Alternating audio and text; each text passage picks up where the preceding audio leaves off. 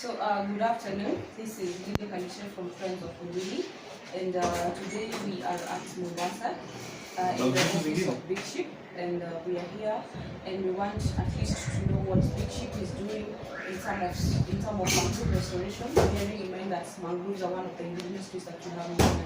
So we are going to be having a small interview with Diana. So Diana, kindly tell us what are some of the indigenous trees, of course the mangroves, that you have at the Tudor.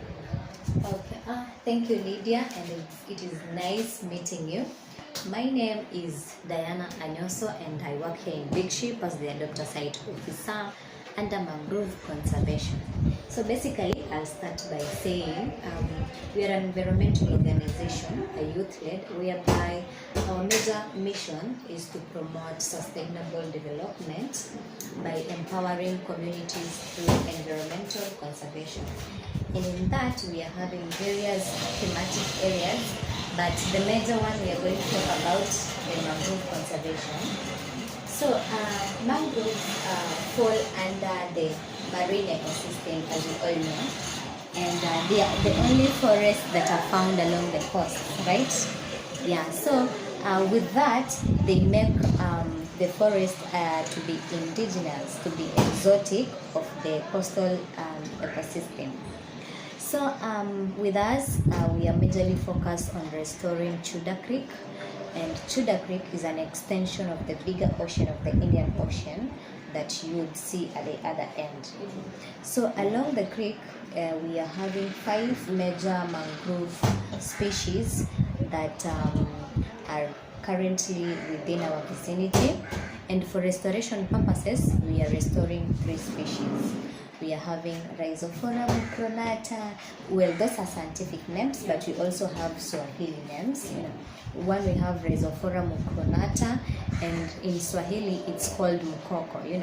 So this is majorly the main mangrove which gives the community timber, poles. The community go and cut it for making wood because it has a high energy value. And then we have another species called Cereus tagal, and in Swahili it's called mkanda. It is yellow. Yes, mkanda. Is it the same as the yellow mangrove? Yeah, it is the same as the yellow mangrove, but majorly is always dwarf-like. It doesn't grow tall enough like the Rhizophora mucronata. And then the third species is Brugueria gymnorrhiza. It's quite tricky to pronounce that, but in Swahili it's very simple. It's called muia or mkoko mwembe. So this, why we restore this species, it's because it attracts bees and helps our community in beekeeping. So those are the major 3 species of mangroves that we are majorly focused on restoration. So, but yeah. Okay. So these are Bulgarian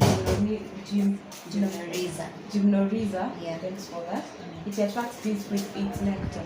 Yeah. They have flowers. Yeah, they have flowers. As you know, plants, we have flowering and non-flowering plants. Okay. So these are flowering plants, and they have their seasons where they produce their flowers, and their flowers they produce nectar, and the nectars now they have a sweet scent, and they are very colorful for them to attract bees, and that now helps in the beekeeping in that mangrove ecosystem.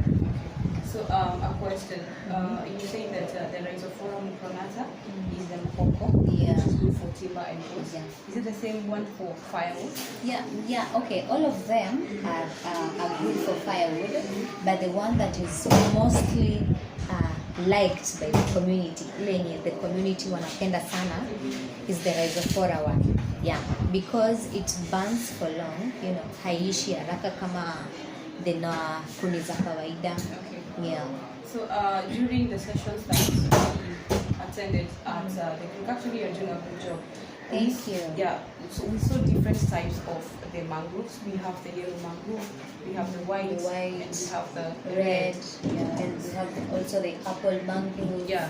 So we saw that there are different zonations and they thrive in different like let me say conditions. For example, we saw that the acacia, not the acacia, the mangrove. I think it was called the apple mangrove. The one we saw that has so many roots and a lot of soil representation happening. Well, you see, we actually what you have said, those various species, they grow in different zonation. Yeah. You see, the sea, you start from the land as you go seaward. Yeah. So the mangrove zonation is actually the same. We are having some species that are adjacent to the land. Other species are found as you move seaward, as you move towards the sea. So the first species that you will get immediately you are from the land is the Abyssinia marina. Okay. And it has got these breathing roots like pencils that are on the ground, like one, it can be like 5 centimeters above the ground. And basically these breathing roots are helping these mangroves to just capture the oxygen that is around and help the tree in breathing. Because you know the condition, the mangroves grow in a condition that is anoxic. The soil substrate has got limited oxygen. So one of the adaptation is that they remove the breathing roots upward on the atmosphere so that they can at least capture something for them to be alive. Yeah, and so these breathing roots are called nematophores. Yeah. Nematophores. Yeah. So the other question is maybe can you help us to understand, not even understanding, just highlighting. For example, we have the yellow mangrove, that is Sirius tagal. Yeah. So which is the white mangrove? So the white mangrove is the Abyssinia. The Abyssinia marina. Yeah, Abyssinia marina is the white mangrove. Maybe I can just, the red mangrove is now the Rhizophora moncronata.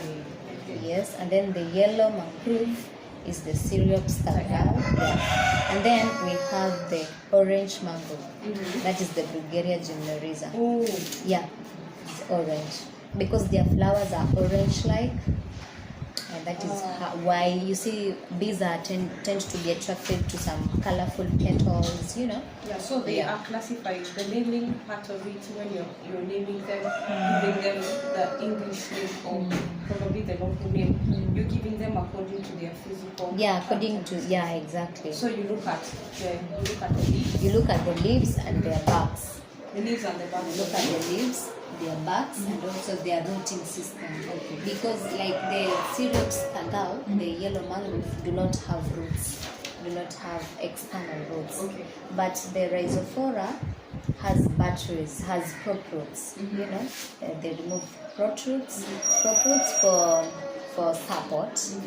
And the Abyssinia one, they have pneumatophores for aeration. Okay, Yeah. Thank you so much. So, thank you, Diana, and once again, congratulations for the work that you're doing down there. It's really amazing, and we hope to come back again as the program progresses.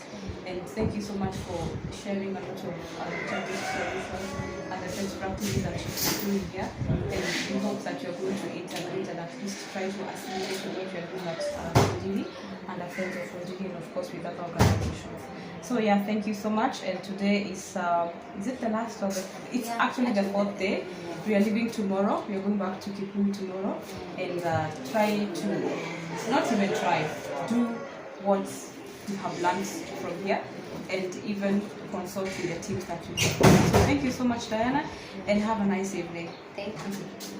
Okay, thank you so much, and remember, as you go, these are this is a coastal area, and you know someone may ask, why are you conserving mangroves? What are the benefits? You know, so just some of the benefits why we are conserving mangroves is because, you know, at the coast people depend on fisheries for food entirely. So mangroves they act as breeding grounds for fisheries. They provide habitat for fisheries. They help the baby fishes, you know, to find some hiding grounds for the predator fish. Those are free fourth one, mangroves help in preventing coastal erosion. They help in preventing us from storm surge. They give us good air. They help us. We get fish as a source of food. As you have just said, the bees. Also that is a source of livelihood. So there are a lot of benefits that come along with mangroves. And as you know that mangroves are the best carbon sequestrators, and they absorb up to 4 times better than terrestrial trees. So that is why here at Coast we are really trying to make, while you guys as you come to enjoy life at Coast, sema tunaenda pwani kuogelea, when tourists come they get the good environment. All is because of the mangrove. So guys, wherever you are, feel free to visit us at BigShip. We are located in Mikindani along Chuda Creek off Mombasa Nairobi Highway, and we are glad our offices are always open from Monday to Friday. Most of our activities we do them along the week and mostly on Saturday. So yeah, feel free. We have our website www.bigship.org. You can follow us on LinkedIn, on Facebook, and on Instagram. It was nice having you, Lydia, and I pray that you will come back again and I'll visit you to learn more. So thank you. Yeah, you're welcome. Thank you so much for having us and even taking us through that information about mangrove. So we also have to acknowledge our photographer and the one who is taking this video, that is Robert Mayer. And Robert Mayer is a fellow conservationist. He's the founder of our environment organization, and he's part of the team that is taking through this INUCA program, the Nature Beach Solutions for Best Practices, and our friends of Ondiri. So thank you so much, Robert, for taking your time and capturing this video. Thank you. Have a nice evening. Okay. Bye.